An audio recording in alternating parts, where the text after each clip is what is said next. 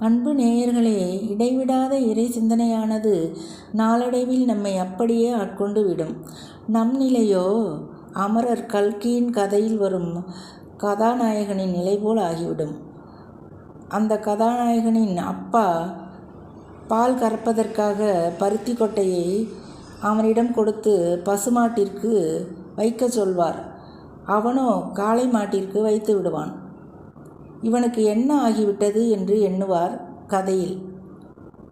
நம் நிலையும் அடுத்தவர்கள் பார்வைக்கு இதற்கு என்னவோ ஆகிவிட்டது, அதனிடம் சேராதே, இந்த நிறத்தில் உடை உடுத்துகிறது, பார்க்கவும் பயமாய் இருக்கிறது என்றெல்லாம் சொல்வார்கள்.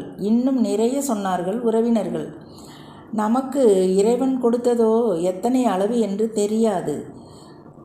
அணுவை விட சிறியதாய் இருக்குமா, இன்னும் சிறியதாய் இருக்குமா, அதுவும் தெரியாது.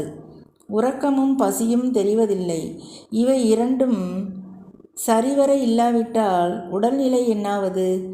ஆனால் ஒன்றும் ஆவதில்லை. புத்தி எப்பொழுதும் சுறுசுறுப்பாய் ஆகிவிடுகின்றது. பொருள் தராத இன்பத்தை இறைவனின் பொன்னடி நமக்கு தந்துவிடுகின்றது. இதுதான் நம் இறைவனின் பெருமை. அன்பு நேயர்களே.